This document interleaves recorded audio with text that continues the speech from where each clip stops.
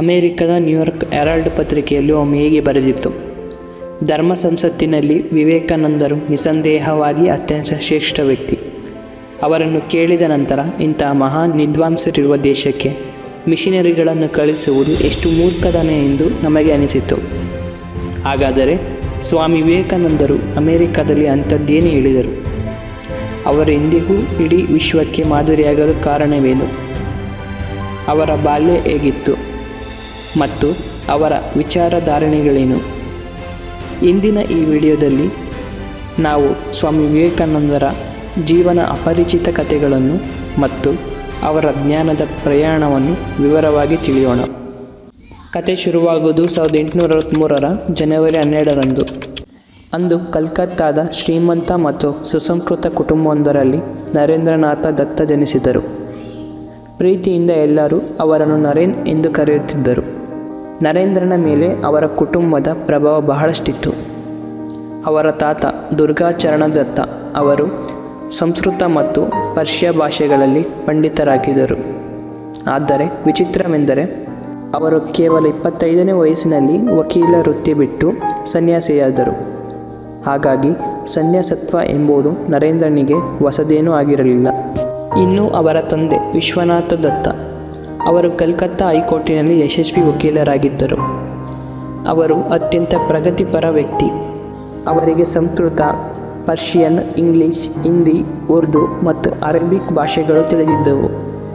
ಒಂದು ಕಡೆ ಹಿಂದೂ ಧರ್ಮಗ್ರಂಥಗಳ ಓದಿದರೆ ಮತ್ತೊಂದು ಕಡೆ ಇಂಗ್ಲಿಷ್ನಲ್ಲಿ ಬೈಬಲ್ ಮತ್ತು ಪರ್ಷಿಯನ್ ಭಾಷೆಯ ಸೂಫಿ ಕವಿ ಅಜಿತ್ ಅವರ ದಿವಾನ್ ಇ ಹಫೀಜ್ ಕವಿತೆಗಳನ್ನು ಓದುತ್ತಿದ್ದರು. ಈ ಉದಾರ ಮನೋಭಾವವೇ ನರೇಂದ್ರನಿಗೆ ಪರಧರ್ಮ ಸಹಿಷ್ಣುತೆಯನ್ನು ಬಾಲ್ಯದಿಂದಲೇ ಕಲಿಸಿತು. ನರೇಂದ್ರನ ವ್ಯಕ್ತಿತ್ವವನ್ನು ರೂಪಿಸುವಲ್ಲಿ ಅವರ ತಾಯಿ ಭುವನೇಶ್ವರಿ ದೇವಿಯ ಪಾತ್ರ ಬಹುದೊಡ್ಡದು. ಅವರು ಸದಾ ಹೇಳುತ್ತಿದ್ದರು: ನರೇನ್, ಸತ್ಯದ ಹಾದಿಯಲ್ಲಿ ನಡೆಯುವಾಗ ನಿನಗೆ ಅನ್ಯಾಯವಾಗಬಹುದು, ಕಷ್ಟ ಬರಬಹುದು, ಆದರೆ ಎಂದಿಗೂ ಸತ್ಯವನ್ನು ಬಿಡಬೇಡಿ. ಜೊತೆಗೆ ಅವರು ಇನ್ನೊಂದು ಮಾತು ಹೇಳುತ್ತಿದ್ದರು: ಬೇರೆಯವರ ನಿನ್ನ ಬಗ್ಗೆ ಏನೇ ಕೆಟ್ಟದಾಗಿ ಮಾತಾಡಿದರೂ ನಿನ್ನ ಘನತೆಯನ್ನು ಕಾಪಾಡಿಕೊ, ಆದರೆ ಇನ್ನೊಬ್ಬರನ್ನು ಅವಮಾನಿಸಬೇಡ. ನರೇಂದ್ರನು ತನ್ನ ತಂದೆಯಿಂದ ಬುದ್ಧಿವಂತಿಕೆ ಮತ್ತು ದಯೆಯನ್ನು ಕಲಿತರೆ, ತಾಯಿಯಿಂದ ಧಾರ್ಮಿಕತೆ ಮತ್ತು ಸತ್ಯವಾದ ಹಾದಿಯನ್ನು ಕಲಿತರು. ಅವರ ತಂದೆ ಭಿಕ್ಷುಕರಿಗೆ ಧಾರಾಳವಾಗಿ ಹಣ ನೀಡುತ್ತಿದ್ದರು. ನಂತರದ ದಿನಗಳಲ್ಲಿ ವಿವೇಕಾನಂದರು ಯಾರಾದರೂ ಹೀಗೆ ದಾನ ಮಾಡುವುದು ತಪ್ಪು ಎಂದು ಟೀಕಿಸಿದಾಗ ಅವರು ತಮ್ಮ ತಂದೆಯ ದಯಾಗುಣವನ್ನೇ ಸಮರ್ಥಿಸಿಕೊಳ್ಳುತ್ತಿದ್ದರು. 1871ರಲ್ಲಿ, ಅಂದರೆ 8ನೇ ವಯಸ್ಸಿನಲ್ಲಿ, ನರೇಂದ್ರ ಈಶ್ವರಚಂದ್ರ ವಿದ್ಯಾಸಾಗರ ಅವರು ಸ್ಥಾಪಿಸಿದ ಮೆಟ್ರೋಪಾಲಿಟನ್ ಇನ್ಸ್ಟಿಟ್ಯೂಷನ್ಗೆ ಸೇರಿದರು. ನರೇಂದ್ರ ಕೇವಲ ಓದಿನಲ್ಲಿ ಮಾತ್ರವಲ್ಲ, ಕ್ರೀಡೆಯಲ್ಲೂ ಮುಂದಿದ್ದರು. ನಂತರ ಅವರು ಪ್ರೆಸಿಡೆನ್ಸಿ ಕಾಲೇಜಿಗೆ ಸೇರಿದರು. ಈ ಕಾಲೇಜಿನ ಇತಿಹಾಸವೇ ರೋಚಕ. ಇದನ್ನು ರಾಜಾರಾಮ್ ಮೋಹನ್ ರಾಯ್ ಮತ್ತು ಡೇವಿಡ್ ಹೆಡ್ ಅವರ ಮಾರ್ಗದಲ್ಲಿ ಸ್ಥಾಪಿಸಲಾಯಿತು. ಇಲ್ಲಿನ ಶಿಕ್ಷಣವು ವಿದ್ಯಾರ್ಥಿಗಳಿಗೆ ಮುಕ್ತ ಚಿಂತನೆ ಮತ್ತು ಪ್ರಶ್ನಿಸುವ ಗುಣವನ್ನು ಬೆಳೆಸುತ್ತಿತ್ತು. ಇಲ್ಲಿ ಒಂದು ಮುಖ್ಯವಾದ ಕೊಂಡಿಯನ್ನು ಗಮನಿಸಿ: ನರೇಂದ್ರನ ಶಿಕ್ಷಣದ ಮೇಲೆ ಅಂದಿನ ಬಂಗಾಳ ಪುನರುಜ್ಜೀವನದ ಪ್ರಭಾವ ಹೆಚ್ಚಿತು. ರಾಜಾರಾಮ್ ಮೋಹನ್ ರಾಯ್ ಮತ್ತು ಈಶ್ವರಚಂದ್ರ ವಿದ್ಯಾಸಾಗರ ಅಂತಹ ಮಹಾನ್ ಸಮಾಜ ಸುಧಾರಕರ ಚಿಂತನೆಗಳು ನರೇಂದ್ರನ ವ್ಯಕ್ತಿತ್ವಕ್ಕೆ ಭದ್ರವಾದ ತಳಹದಿ ಹಾಕಿದವು. ನರೇಂದ್ರನಾಥರ ಮನಸ್ಸಿನಲ್ಲಿ ಒಂದು ಪ್ರಶ್ನೆ ಸದಾ ಕಾಡುತ್ತಿತ್ತು: ನೀವು ದೇವರನ್ನು ನೋಡಿದ್ದೀರಾ?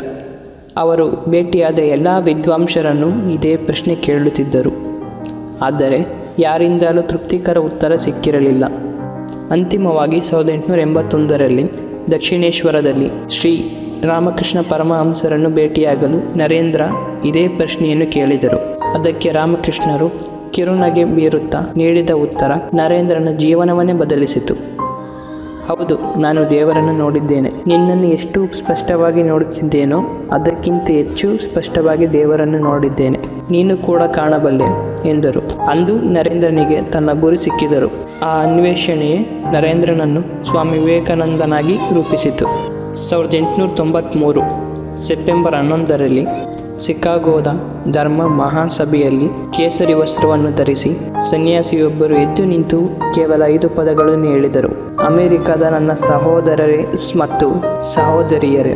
ಈ 5 ಪದಗಳಲ್ಲಿ ಅಡಗಿದ ವಿಶ್ವ ಬಂಧುತ್ವ ಭಾವನೆಗೆ ಇಡೀ ಸಭೆ ಎದ್ದು ನಿಂತು 2 ನಿಮಿಷಗಳ ಕಾಲ ಚಪ್ಪಾಳೆ ತಟ್ಟಿತು. ಇಲ್ಲಿಯವರೆಗೆ ಪಶ್ಚಿಮದವರಿಗೆ ಭಾರತವೆಂದರೆ ಕೇವಲ ಆವಡಿಗರ ನಾಡಾಗಿತ್ತು.